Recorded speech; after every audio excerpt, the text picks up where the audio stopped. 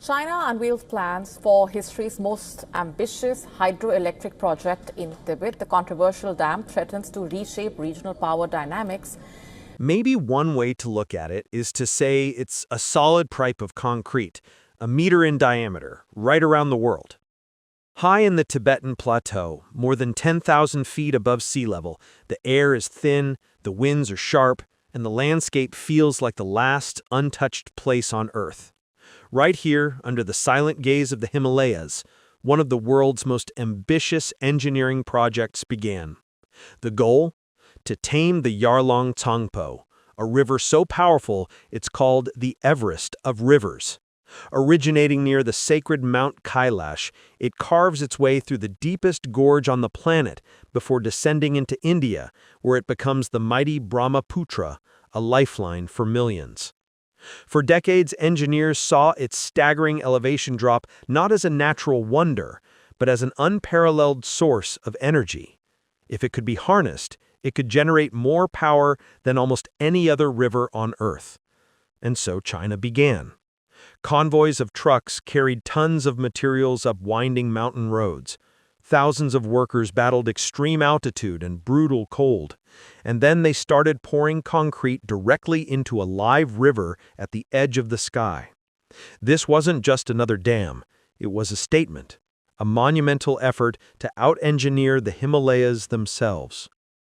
But what happened next stunned scientists and geopolitical analysts across the globe. It wasn't a catastrophic failure, it was something stranger, more subtle, and far more unsettling. An anomaly that sent a ripple through one of Asia's most vital water arteries, a ripple that hasn't stopped. This is the story of that project, the unforeseen chain reaction it triggered, and the critical question it left behind. Was this a triumph of engineering, or was it a warning? To build on the Tibetan Plateau is to wage a war against physics. At 10,000 feet, oxygen levels are so low that human bodies and machine engines begin to fail. Concrete cures differently in the cold, dry air, risking fatal cracks. And the very ground you stand on is unstable, a fragile intersection of tectonic plates in a highly active seismic zone. Chinese engineers knew all of this. Their solution wasn't just brute force, it was a high-altitude ballet of logistics and material science. Heavy machinery had to be disassembled, transported piece by piece up treacherous switchbacks, and reassembled on-site.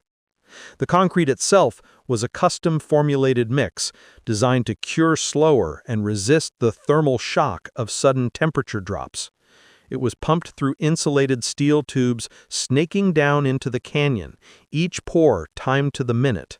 One miscalculation, and the entire structure could be compromised. To establish a foundation, they couldn't simply block the river.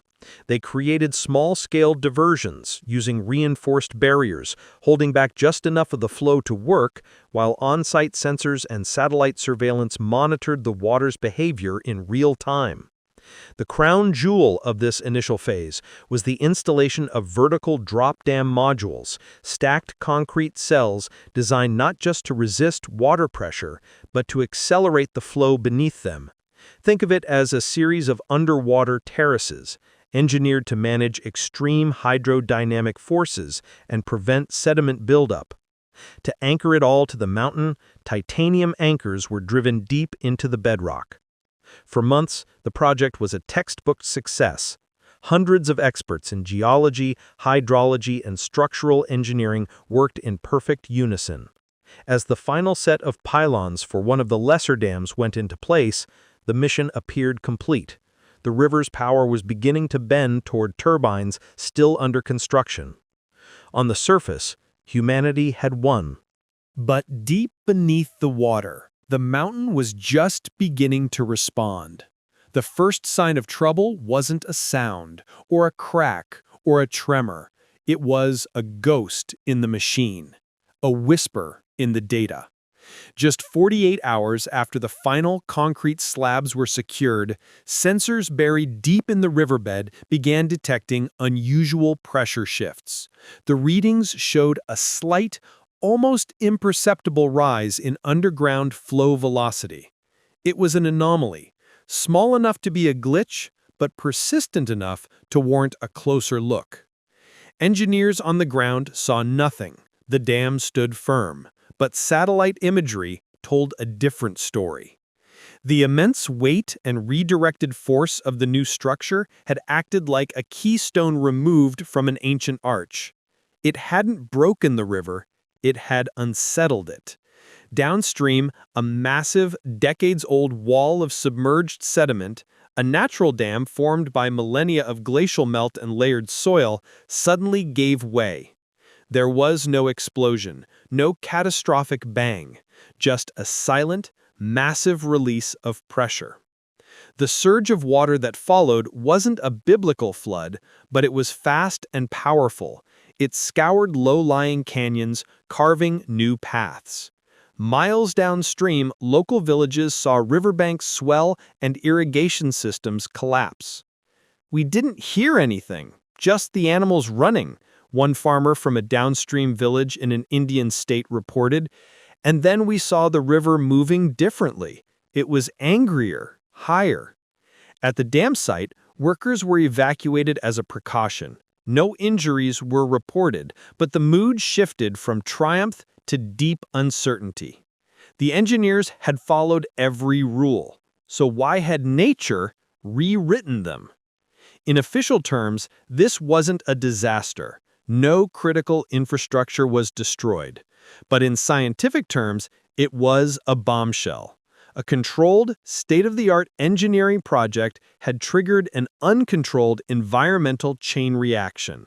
The Earth had responded in a way no one had predicted. Within days, the Yarlung-Changpo anomaly was on the radar of the global scientific community. The ripple had already crossed the border. Scientists in India reported mild but unusual increases in water levels along the remote tributaries of the Brahmaputra. It wasn't flooding, but it wasn't normal. Using satellite data, researchers from the Indian Institute of Remote Sensing worked with international partners to conduct a kind of digital forensics. What they found was sobering. The dam's pressure shift had created temporary acceleration zones, pushing water faster through narrow valleys.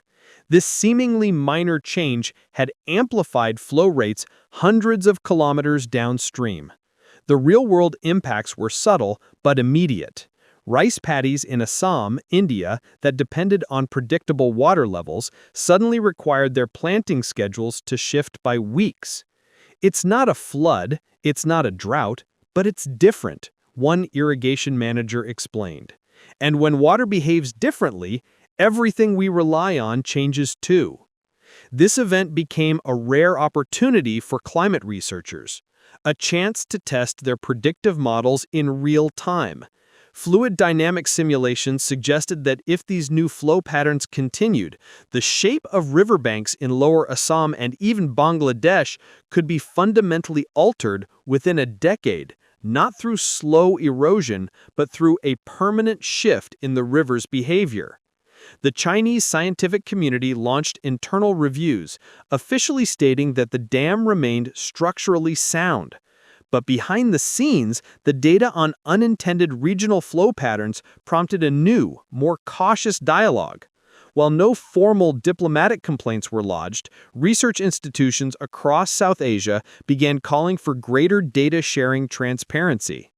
This was no longer a local engineering story. It was a regional hydrological experiment unfolding in real time, with millions of people unknowingly part of it. So was the project a success? From a purely structural standpoint, yes, the concrete held. But that's no longer the right question.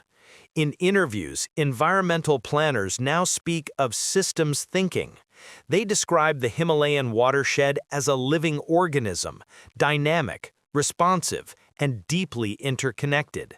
As one researcher put it, if you build on a fault line, you have to expect tremors, not just geological, but ecological and social. The Yarlung Sangpo project represented the edge of what was possible, but the aftermath revealed a more profound truth. What followed the construction wasn't failure, it was complexity, a new river behavior, subtle stress on ancient ecosystems, and a cascade of effects that defied the blueprints. These aren't the outcomes people protest, but they are the kind that build up, unnoticed over time. If this one dam could trigger sediment collapses and alter water patterns across 3 countries, what could a larger one do? Could it affect groundwater recharge further south? Could it disrupt the delicate rhythms of the monsoon? These are no longer theoretical questions. The Himalayan region is fragile, not just physically, but geopolitically. When one nation alters the course of a shared river, it shifts more than just water. It shifts the balance of power. Engineers involved still stand by the project, pointing to the gains in renewable energy and the reduced reliance on coal. And they are not wrong. But in scientific circles, another interpretation is growing, that this dam is less a blueprint for the future and more a crucial case study, a preview of what happens when human ambition meets planetary-scale systems. And nature reminds us that even the most advanced designs exist inside a larger, older one. One senior planner said it best: "We've always talked about the risks of building on sand. But in the Himalayas, you're building on time. The effects don't appear in minutes. They unfold in decades." Today, the dam is operational, but the story is far from over. Satellite reconnaissance and government documents suggest that this was just the beginning. Plans are forming for a cascade of new dams along the Yarlung Sangpo, including a mega dam near the Great Bend that could generate 3 times the power of the Three Gorges Dam. That possibility has triggered a new sense of urgency.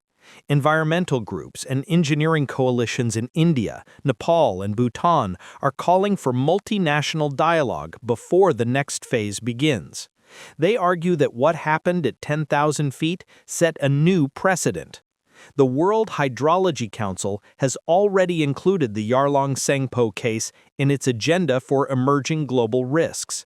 It's not framed as a failure, but as a live test of what modern engineering still cannot fully predict. What began as a project to harness a river became a case study in humility. The earth shifted, the river rerouted, and an entire ecosystem adjusted its course. The most shocking results didn't arrive in an instant. They are still unfolding, leaving behind questions that echo long after the concrete has set. Now, with plans for the final Yarlung Sangpo megadam moving forward, the stakes are higher than ever.